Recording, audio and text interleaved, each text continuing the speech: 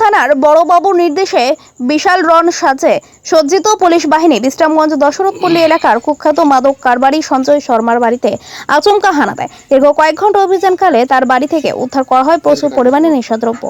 এর সাথে নগদ অর্থকড়ি এবং সঞ্জয় শর্মাকে গ্রেপ্তার করে পুলিশ। পরবর্তীতে সাংবাদিকদের ক্যামেরার সামনে পুলিশের বিরাট সফলতার দলিল তুলে ধরেন থানার বড়বাবু ইন্সপেক্টর সুবিমল দেবনাথ। হঠাৎ করে থানার বড়বাবুর এহেন ভূমিকা দেখেও এক প্রকার বিস্মিত বনে যান স্থানীয় জনতা। বিষয়টি নিয়ে স্থানীয় জনমনে উকি দিচ্ছে নানান প্রশ্ন। জানা যায়, গত কয়েক বছর যাবৎ সঞ্জয় সেই অবৈধ মাদক বাণিজ্যে জড়িত। খুল্লায় নিজ বাড়িতে বিক্রি হতো বিভিন্ন নেশা সামগ্রী, কিন্তু ওইসব জানা সত্ত্বেও এতদিন নিস্তব্ধ ছিল বিশ্রামগঞ্জ থানার বড়বাবু সহ থানার অন্যান্য পুলিশ অধিকর্তারা, যেখানে মাসের পর মাস থানার বড়বাবুদের মোটা অঙ্কের টাকা প্রদান করত সঞ্জয়। যেখানে পুলিশ সবকিছু জেনেও তা বন্ধ করতে কোনো পদক্ষেপ গ্রহণ করেনি। কিন্তু রোজ সোমবার হঠাৎ করে থানার বড়বাবুর উদ্যোগে খোদ ডিসিএম এবং দুজন সরকারি কর্মচারীকে সাথে সাক্ষী নিয়ে মাদক কারবারি সঞ্জয় শর্মার বাড়িতে হানা দেওয়ার পেছনে যে আরও বিরাট কিছু চাঞ্চল্যকর রহস্য লুকিয়ে রয়েছে তা কিন্তু খুব সহজে অনুভব করা যায়। স্থানীয় সূত্র মারফত জানা গেছে, ব্যবসায়িক শত্রুতার জেরে ধরে পুলিশের এখনও রহস্যময়ী অভিযান বলে এলাকাবাসীর দাবি।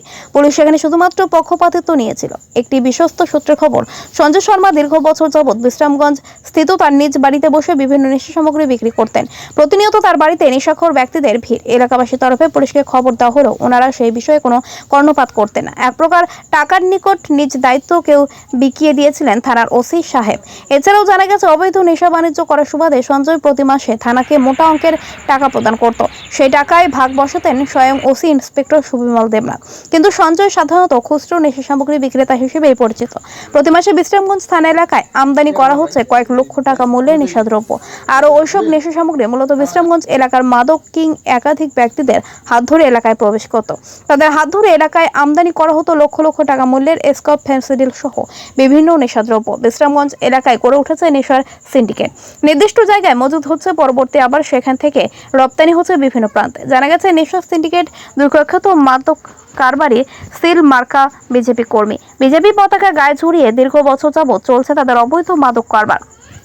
গায়ে শাসক দলের তকমা থাকার দরুন স্থানীয় থানার বাবুরা পর্যন্ত তাদের বিরুদ্ধে আইনি পদক্ষেপ গ্রহণে অনীহা প্রকাশ করে থাকেন। এর বিনিময়ে মোটা অঙ্কের টাকা সঞ্চয় করে থাকেন বিশ্রামগঞ্জ থানার পুলিশ। ইদানিং তাদের সাথে টক্কর দেবার মতো চৈলামের বুকে গড়ে উঠেছে আরও একটি মাদক কারবারি টিম।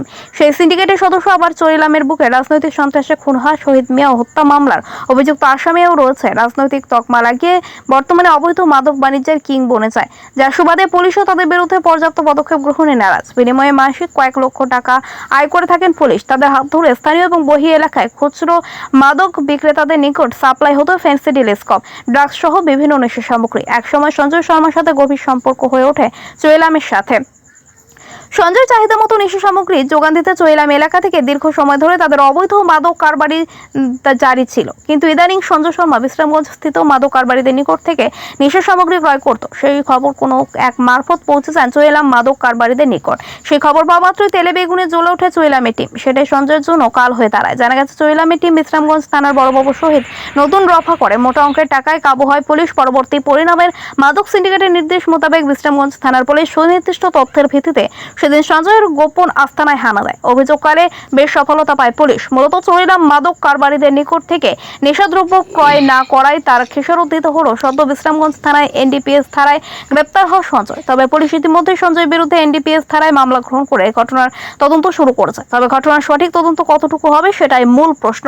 ঘটনার সঠিক তদন্ত হলে কিছু খুঁড়তে সাপ বেরিয়ে আসবে বলে মনে করছেন বিশ্রামগঞ্জবাসী।